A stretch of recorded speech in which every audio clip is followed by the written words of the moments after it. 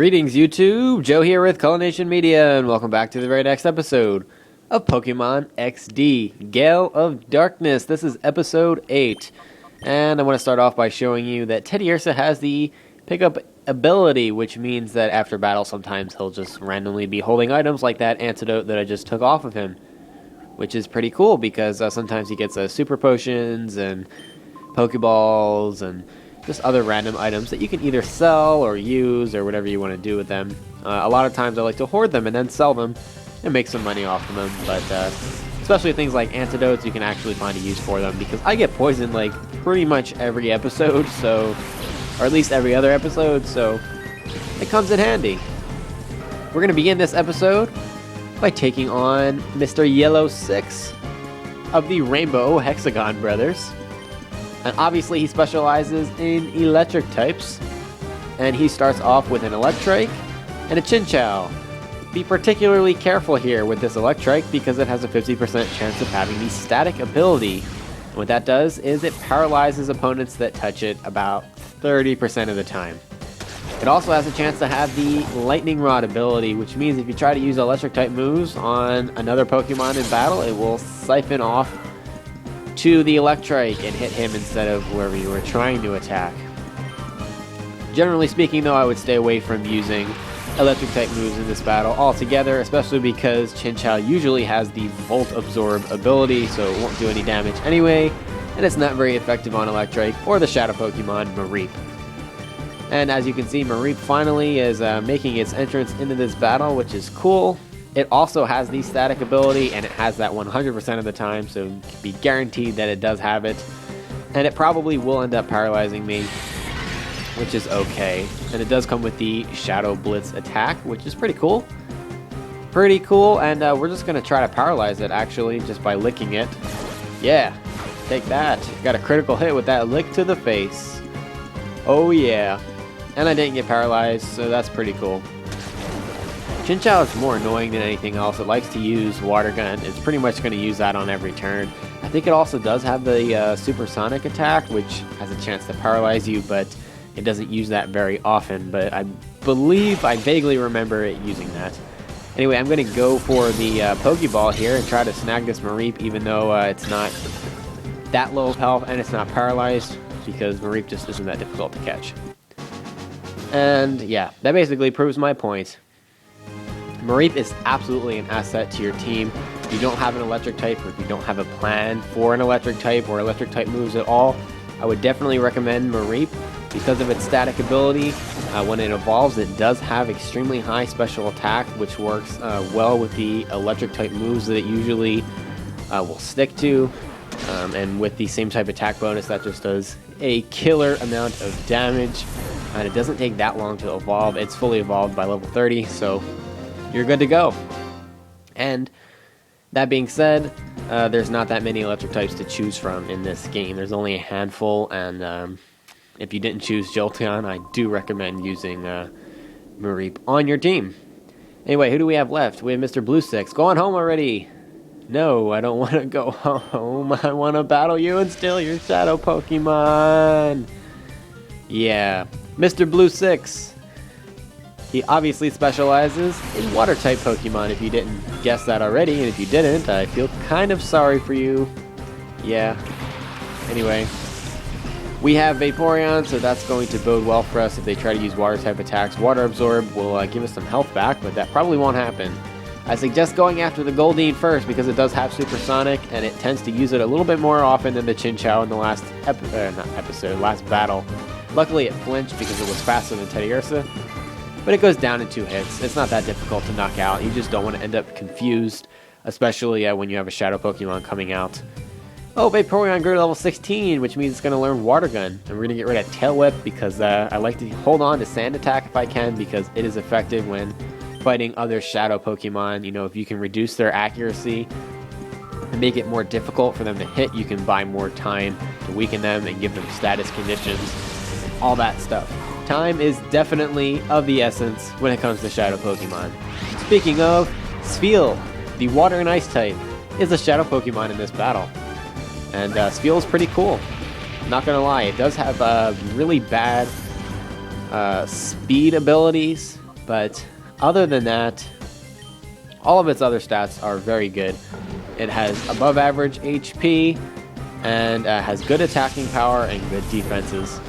And as a water and ice type, there isn't a whole lot of them in this game. There's a decent amount, but there's not as many really good water types in this game, and Spheal is definitely one of them.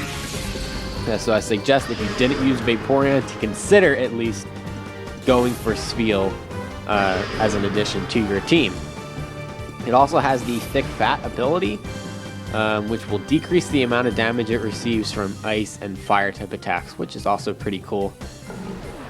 And such. The only downside to Spheal, I think, is its lack of an ability to learn good water type moves. It doesn't really learn anything of worth. It doesn't learn Surf by itself, obviously, and you can't teach it Surf in this game because there are no HMs. And it also doesn't pick up the move Hydro Pump, so you're kind of screwed when it comes to water type moves. Yeah, you might have to stick to Water Pulse, which kind of sucks. But the same goes for Vaporeon. I'm going to be stuck with Water Pulse for a long time because it doesn't learn Hydro Pump until level 52, which is so far away. Unfortunately, I didn't get any status condition on this Spheal, but I'm just going to go for the snag anyway. I feel like its HP is down enough. And it is, because it stays in without that much of a fight. And I think we need to heal, because taking some damage. Uppity brat, how dare you call me that, sir? How dare you? Alright, so now we have 5 out of these 6 Shadow Pokemon captured. All in one try somehow. I don't know how that happened. But let's go get all healed up. And then we'll take on the red Hexagon brother. Resix or Resix. However you want to say it. I don't really want to say it at all, so I'm not gonna.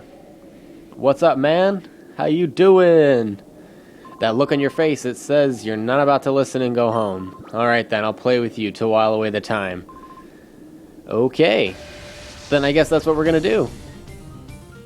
Cypherpeon, Resix. He starts off with Slugma and Houndour, and those are going to be the only 2 Pokemon he has in this battle, actually, which is pretty cool. Slugma is going to go down in 1 hit to Water Gun, which is great because we don't have to touch it and get inflicted with a burn, because that Flame Body ability that Slugma has can be fairly annoying, especially because when you have the burn condition, your attack does go down, as well as your health. Alright, so this Houndour is very fast, and if you don't have Jolteon or Espeon, it's going to be faster than everyone on your team, which sucks, because it also has very good attacking stats.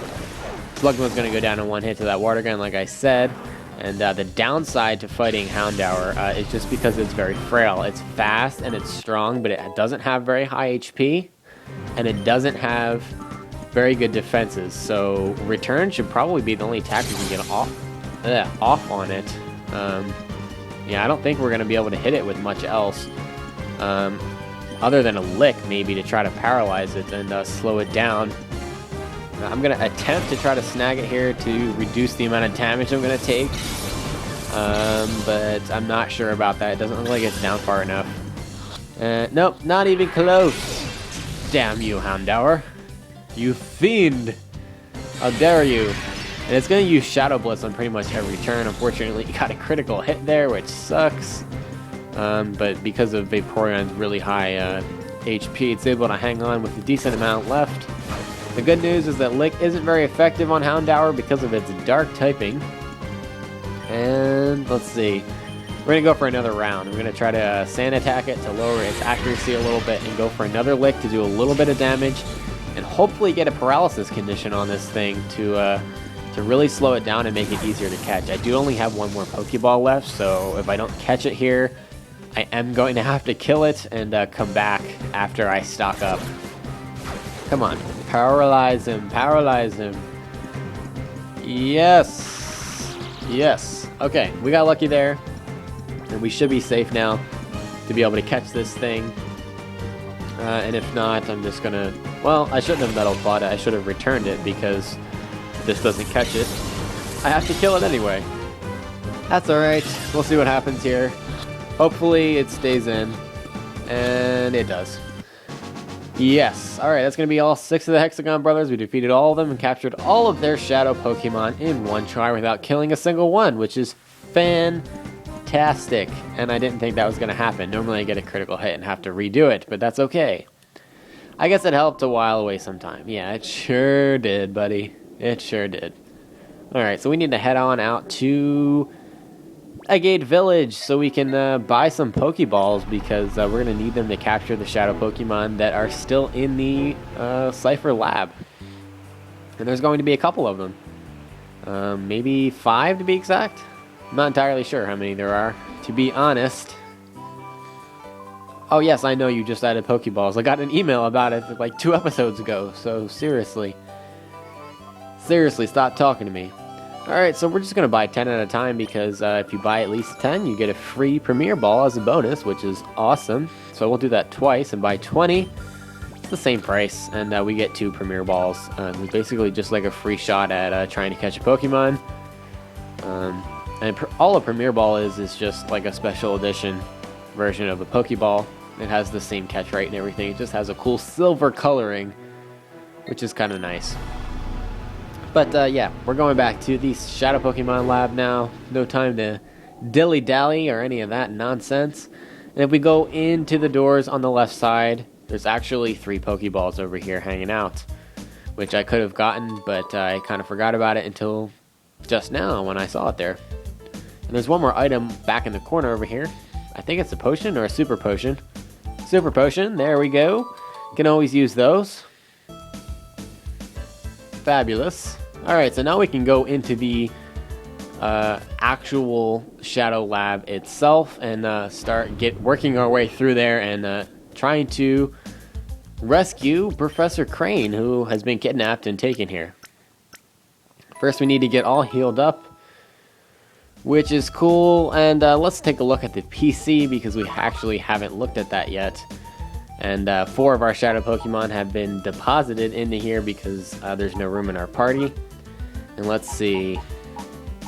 Let's move some people around here. Let's get Ladybug out of there. And we're going to pick up Mareep for its ability to paralyze Pokemon. And we're going to take Poochyena out because Poochyena just sucks ass. And we'll put Houndour in for its attacking power and speed because who doesn't need that? I don't know. But anyway, that's going to be the end of this episode, guys. In the next episode, we're going to be progressing through the Shadow Pokemon Lab, catching a few Shadow Pokemon here and there, and battling lots of Cypher Peons. Awesome. Stay tuned for part 9. Game on.